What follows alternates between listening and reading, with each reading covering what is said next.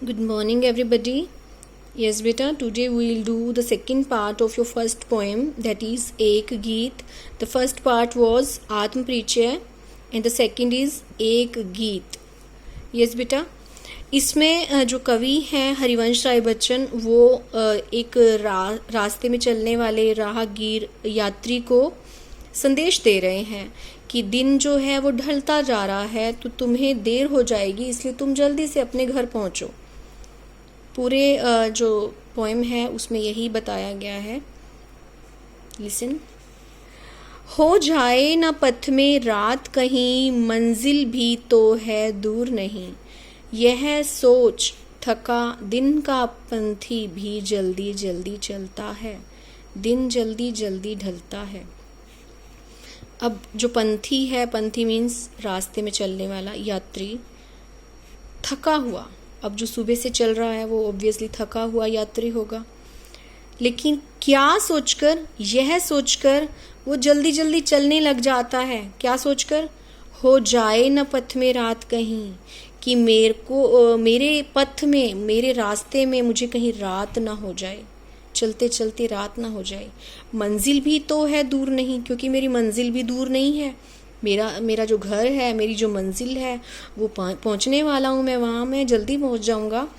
तो यह सोचकर वो जल्दी जल्दी कदम बढ़ाता है। देखिए, जब कोई भी यात्री चल रहा होता है और जब वो अपनी मंजिल तक पहुंचने वाला होता है, जब थोड़ा सा उसका रास्ता रह गया होता है, तो वो अपने कदम तेज़ कर लेता है ताकि मैं और जल्दी पहुंचूं। उसके दोनों रीज़न होते हैं कि कहीं रात ना हो जाए, और क्योंकि मेरी मंजिल भी पास है, मैं जल्दी पहुंचना चाहता हूं, इसलिए वो जल्दी चलने लग जाता है। दिन जल्दी जल्दी ढलता है, क्योंकि दिन जो है वो जल्दी जल्दी ढल जाता है, ये दिन बहुत जल्दी ढल जाता है। Now the second para.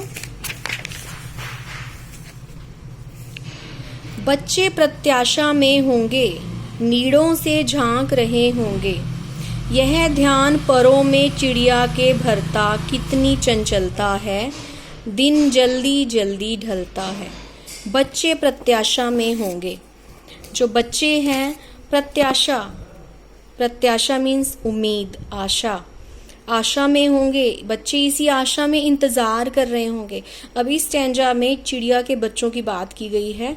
चाहे चिड़िया के बच्चे हैं, चाहे इंसान के बच्चे हैं, ऑब्वियसली वो अपने पेरेंट्स की वेट करते हैं कि हमारे पेरेंट्स जल्दी से घर आएंगे और हमें खाना खिलाएंगे।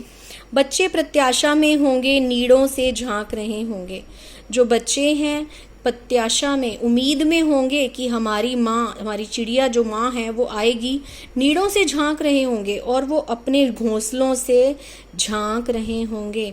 यह ध्यान परों में चिड़िया के भरता, कितनी चंचलता है।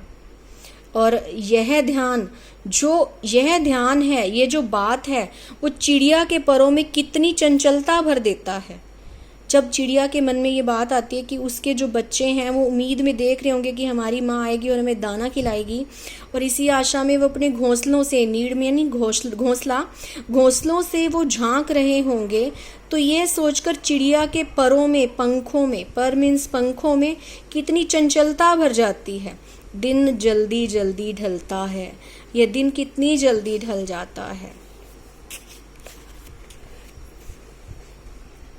मुझसे मिलने को कौन विकल, अब कवि कहता है, अब अपने बारे में कहता है, मुझसे मिलने को कौन विकल। विकल मीन्स बेचैन। ये फिर से प्रश्नात्मक शैली है, प्रश्न अलंकार है। कवि कहता है मैं चल रहा हूँ रास्ते में, मुझसे मिलने को कौन विकल, लेकिन मेरा इंतजार कौन कर रहा है, मुझसे मिलने को कौन बेचैन है कि मैं जल्दी जल्दी चलूँ। मैं हूँ किसके हित चंचल, हित मीन्स लिए, मैं किसके लिए मन में चंचलता लाऊं। मैं भी रास्ते में चल रहा हूँ, जैसे चिड़िया फटाफट चलती है, मनुष्य राहगीर जो है वो जल्दी जल्दी घर जाता है, लेकिन मैं किसके लिए जल्दी घर जाऊं, मुझसे मिलने को कौन बेचैन बैठा है। यह प्रश्न शिथिल करता पद को, मीन्स पैरों को, शिथिल यानी कि कमज़ोर, भरता उर में विवहलता है, उर यानी हृदय, विवहलता यानी कि बेचैनी, व्याकुलता, जब कवि के मन में ये प्रश्न आता है कि मेरे लिए कौन बेचैन बैठा है, मेरा इंतज़ार कौन कर रहा है, तो उसके पद जो हैं, उसके पैर जो हैं वो शिथिल हो जाते हैं, कमज़ोर पड़ जाते हैं और वो धीरे चलने लग जाता है। भरता उर में विह्वलता, उसके हृदय में, उर मीन्स हृदय, हृदय में बेचैनी भर जाती है, व्याकुलता भर जाती है। दिन जल्दी जल्दी ढलता है, ये दिन कितनी जल्दी ढल जाता है। Yes, beta, poem is ended.